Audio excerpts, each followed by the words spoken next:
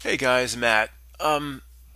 Because of some of the comments, or a lot of the comments, and I'm sure there's still a lot of new people here, I just have to clear a few things up regarding the book, and I think what my suggestion on what your mental outlook should be on this process, or in examining the fraud that this reality presents.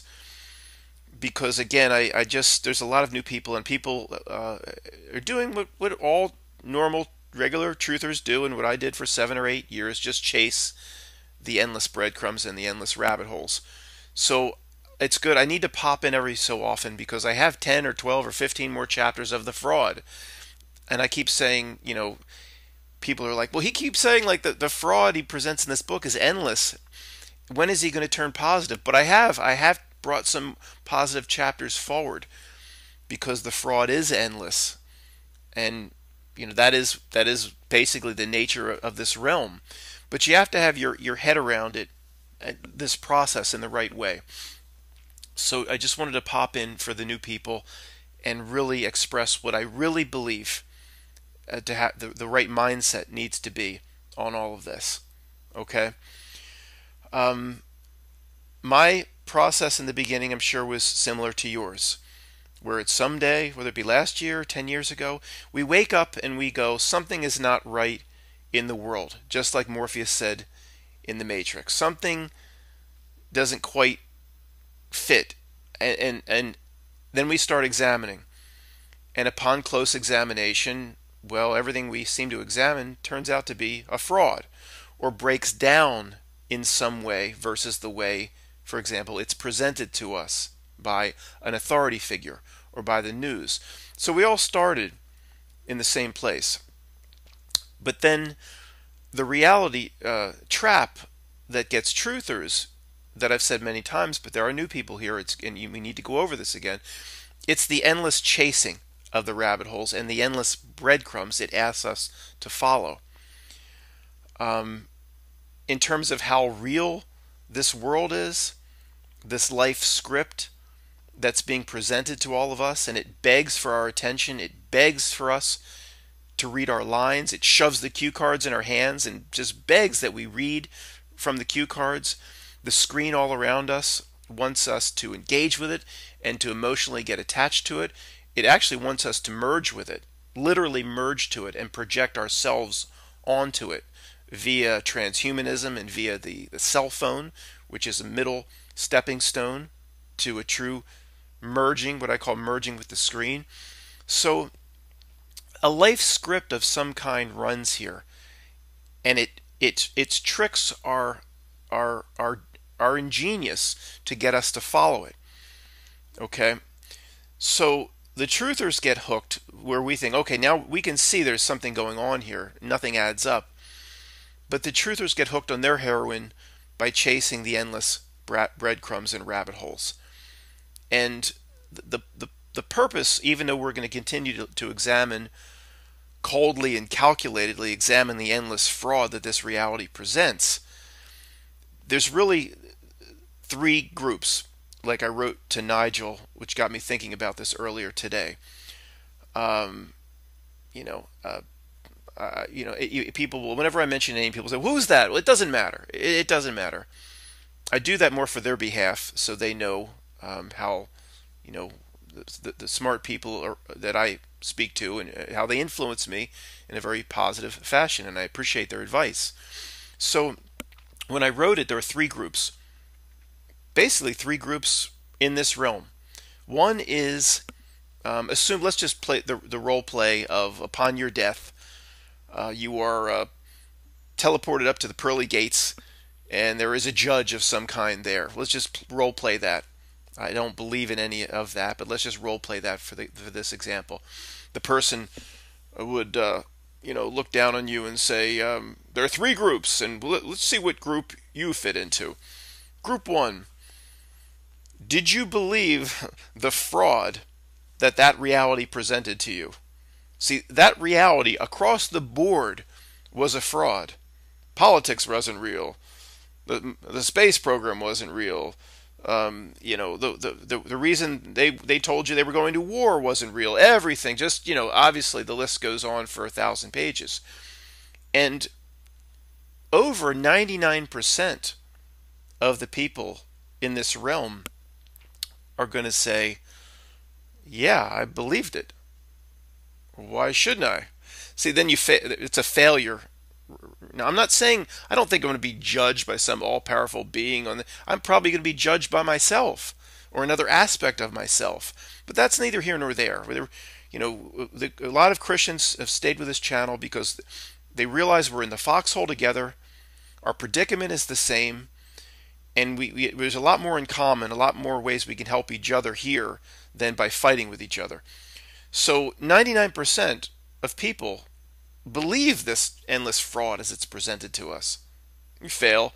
Group 2, oh, the holier-than-thou truther. Oh, well, they see the fraud, but the judge being would say, well, did you use that immediately once you recognized it? Did you use it to improve yourself? Or did you just chase the endless breadcrumbs and rabbit holes? Well, who did Dick Cheney report to? How did they pull off this false flag or this fake event? And, how exactly, if there was a reset in mud floods, how did they keep that, how did they cover that history up from the population? The rabbit holes and rabbit holes and rabbit holes. Well, you got into group 2, but you just chased, the same system laid down the same bullcrap. What was the difference? The all-powerful judge might say, what's the difference with what you were doing versus all the people that sat down and watched David Muir in the ABC World News, and Trump did this and Trump did that, and Nancy Pelosi did this and Nancy Pelosi did that? I'd say, well, you chased the same bullshit. It was just a bullshit customized for you. This is a reality generation machine of some kind, in my opinion. Group 3 is people that did what I've said a million times, the old Vin Diesel. Said, wait a second, I don't play this game anymore. This is a screen. This is all bullshit. I'm just going to work on myself. I'm going to use the tools, the incredible tools this reality affords to get myself right. I'm going to assume this is a life test that I might have put on myself. I'm never going to engage with the screen. I'm not going to chase their breadcrumbs. That's level 3. That's where we all need to be. So although I'm going to continue to present the fraud for chapter after chapter after chapter going forward, I'll present positive messages from the book, bring them forward whenever I can. I'm not breaking my own rules because, like I said, many people are at different levels here. My role is to help people ultimately at the first grade to 6th grade, 7th grade level. People that have an understanding that something is not quite right in the world, but just need a little bit of direction as to where, I'm trying to keep people from chasing it for 8 years like I did. Chasing the breadcrumbs laid down on purpose for us to chase. But you have to be able to see the fraud. And I hope all you Jedi stick with me, because it's interesting as heck to coldly analyze the fraud. As long as we do it coldly, analytically, don't get emotional about it. Somebody put a comment, very interesting comment. I can't look at all the comments anymore, but for the last video said, wow, I never realized that, on 9/11 there are no images of collapse, any building collapse. Even 7, that was 5 hours later. No images of collapse from overhead. With all those choppers in the air, and wouldn't they have put up 10 more by the time 7 collapsed? No overhead of the collapse. And the person commented like, wow, yeah, even we still wear veils. And that's exactly, if I'm going to keep presenting the fraud, which I'm doing for a certain group of people, then that is the way to go about it. It doesn't mean I'm always going to be interested in analytically examining how they possibly could have pulled off 9/11. That doesn't mean I'm chasing the breadcrumbs, eating sucking the piss out of each one. We can do this as long as there's nothing wrong with studying the enemy, but the enemy wants us not studying it. They want us chasing it and hating it, and we should go get them, and we should fight with them, and wrap the pitchforks and torches, wrap the torches with oil-soaked rags, and let's get them. And let's take our country back, and let's call Mark Levin so we can do a constitutional convention, and let's engage with it and get emotionally angry with it and then fearful of it, and they're going to put this in our bodies, and we're fearful and angry and emotional. That's what it wants. And then they just, some Harry Potter dementias, like sucking your energy. We can examine the fraud still at any level, but and again, one of the main reasons to examine the fraud is to say, I know what to do for myself by watching what this monster wants me to do. It wants me to go over here and degrade myself, so I can almost use that to say, wait a second, that's interesting. Then I can actually do the opposite, and I never considered that. I can improve myself in this way. And I never even realized I could improve myself in this way until I realized what the demon creature wants me to do over here. Because then I can learn a ton from reading the code of what the demon creature wants me to do. Whatever stands behind the screen, George Bush and the minions like that are puppets, are just marionette puppets, Pinocchio puppets that just do the bidding of the screen, knowingly or unknowingly, or we don't really know, and we won't know exactly how much they know, or like most people, like I've said before, aren't in on it. Very, very, very few are in on it. They simply are fulfilling a role for the system itself or for the screen itself without understanding that they're fulfilling the role. My favorite example of that is Spike Lee and the racial division. He has no idea what he's doing. But the screen loves the racial division and the slicing and dicing of us into camps. Every camp it puts us in, we have a linkage. We break the linkage. We become less powerful. So, look, we can continue to examine the fraud. That does, and I don't. I would hope I don't lose the people that are, quote, ready to graduate, because they provide excellent insight. And but you have to understand, people, if in going through the fraud that I'm going to keep presenting, you have to get into that third level, that all of this shenanigans all around us, it's all a script, and it's ultimately there for us. It's ultimately there for me.